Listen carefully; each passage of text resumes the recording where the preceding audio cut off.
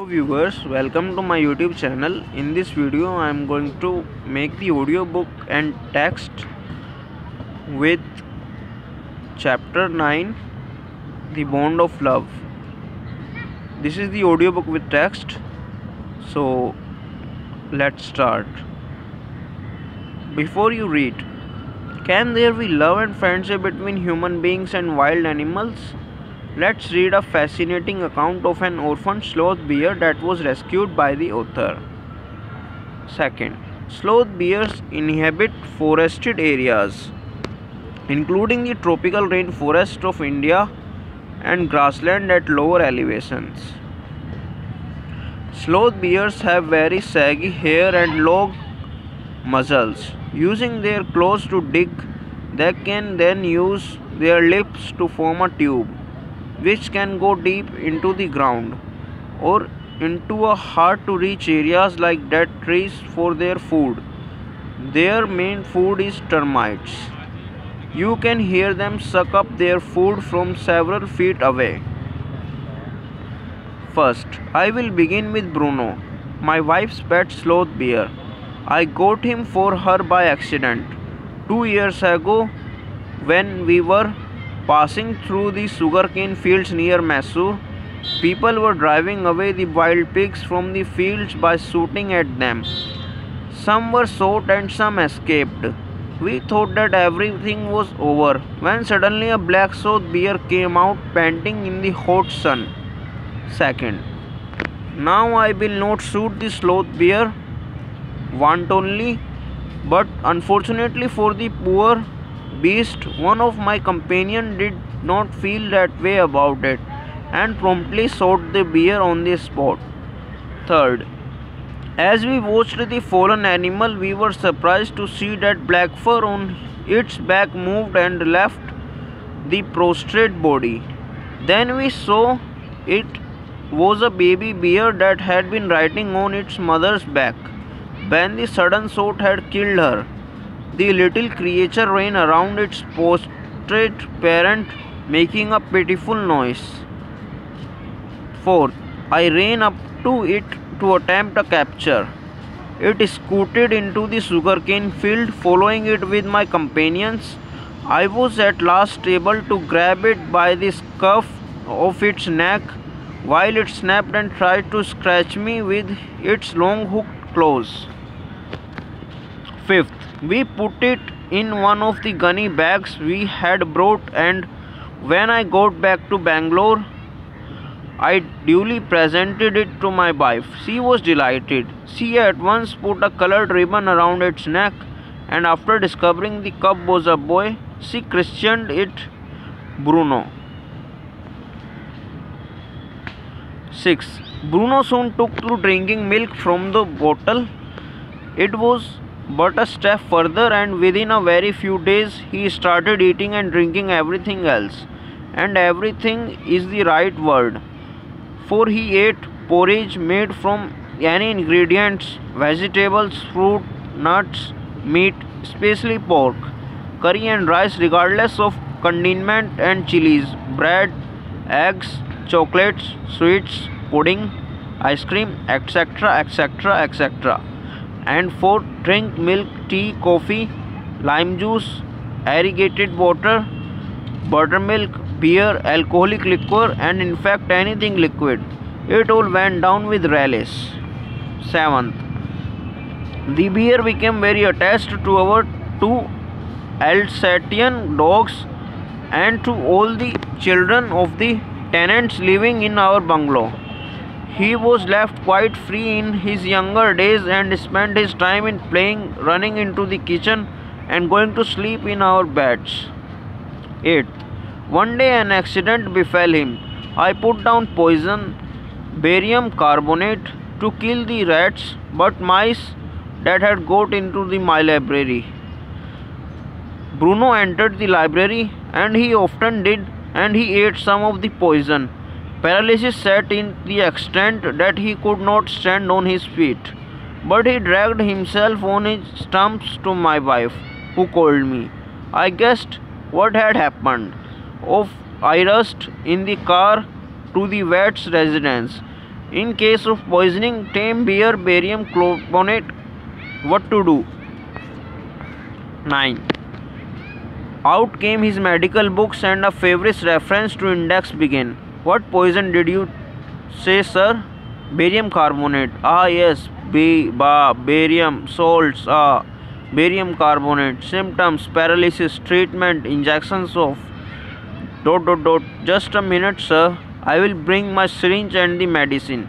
Attached back to the car, Bruno still floundering about on his stumps, but clearly weakening rapidly, and some vomiting, heavy breathing with heavy flanks and gaping mouth. 10th. Hold him, everybody. In goes the hypodermic. Bruno squeals. 10 cc of antidote enters his system without a drop being wasted. 10 minutes later, condition unchanged. Another 10 cc injected. 10 minutes later, breathing less stertorous. Bruno can move his arms and legs a little, although he cannot stand yet. 30 minutes later, Bruno gets up and has a great feed.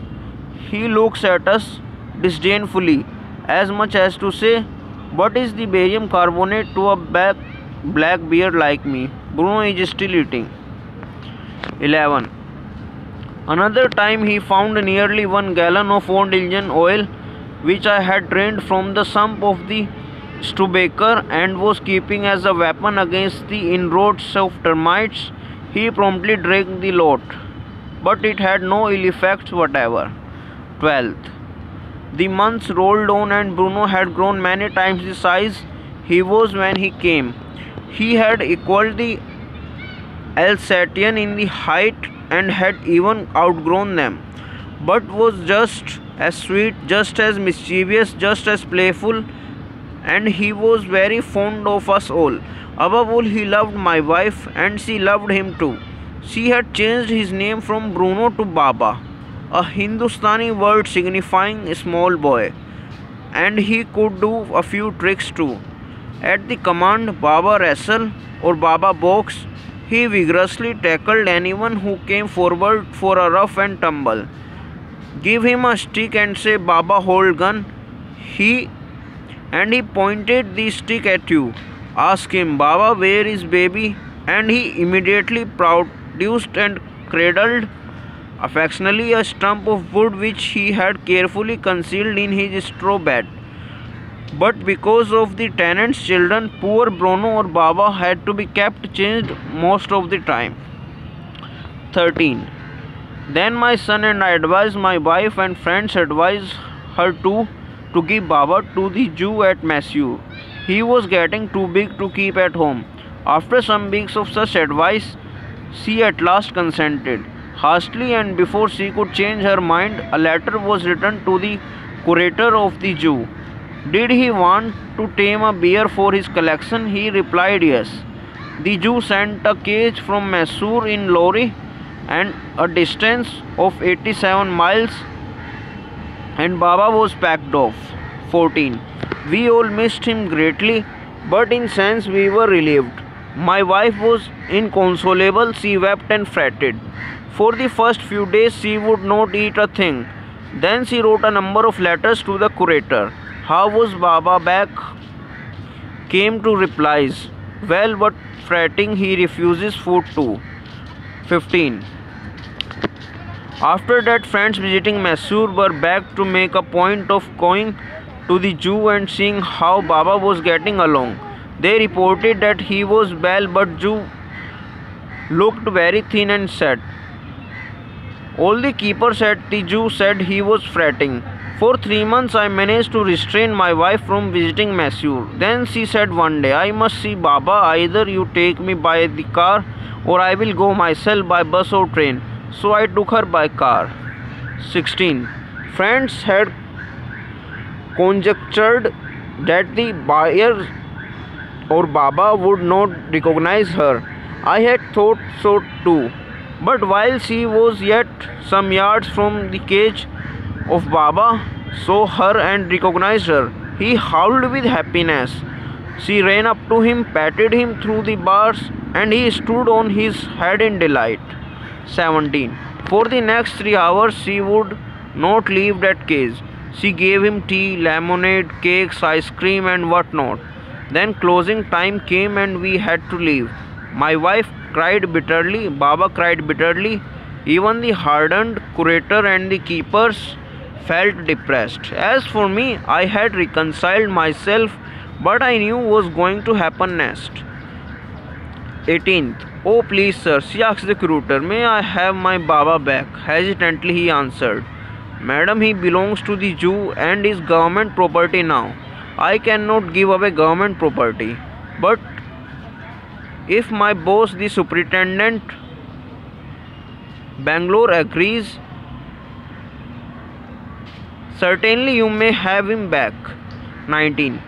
There followed the return journey to Bangalore and a visit to Superintendent's bungalow. A tearful pleading. Baba and I both are fretted for each other. Will you please give him back to me? He was a kind-hearted man and consented. Not only that, but he wrote to the curator telling him to lend us a case for transporting the bear to Bangalore. 20th. Back we went to Mysore again, armed with the superintendent's letter. Baba was driven into a small cage and housed on the top of the car. The cage was tied securely and a slow and careful return journey to Bangalore was accomplished. Once home, a squad of coolies were engaged for special work in our compound. An island was made for Baba. It was 20 feet long and 15 feet wide and was surrounded by a dirty pit, dry pit or moat, 6 feet wide and 7 feet deep. A wooden box that once housed fowls was brought and pulled on the island for Baba to sleep in at night. Straw was placed inside to keep him warm, and his baby, the gnarled stump along with his gun, the piece of bamboo, both of which he had been sentimentally preserved since he had been sent away to the Jew, were put back for him to play with. 22. In a few days, the coolies hoisted the cage on the island and Baba was released. He was delighted, standing on his hind legs. He pointed his gun and cradled his baby. My wife spent hours sitting on a chair there while he sat on her lap. He was 15 months old and pretty heavy too. 23. The way my wife reaches the island and leaves it interesting. It is interesting. I have tied a rope to the overhanging branch of a mango tree with a loop at its end. Putting one foot in the loop, she kicks off with the other to bridge the 6-foot gap that constitutes the width of the surrounding pit. The return journey is made the same way. But who can say now that is a sloth? Bear has no sense of affection, no memories and no individual characteristics. Written by Kenneth Anderson.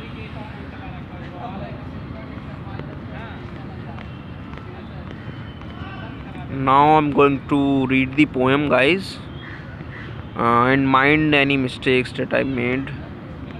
I hope you won't mind them.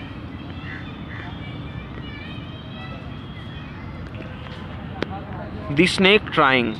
This is the poem. Most of us think of snakes as fearsome symbols of death, but the snake in this poem is itself a victim. The snake trying to escape the pursuing stick with sudden curvings of thin long body. How beautiful and graceful are his shapes. He glides through the water away from the stroke. Oh, let him go over the water into the reeds to hide without hurt. Small and green, he is harmless even to children. Along the sand he lay until observed and chased away, and now he vanishes in the ripples among the green slim reeds. Poem by W.W.E. Ross.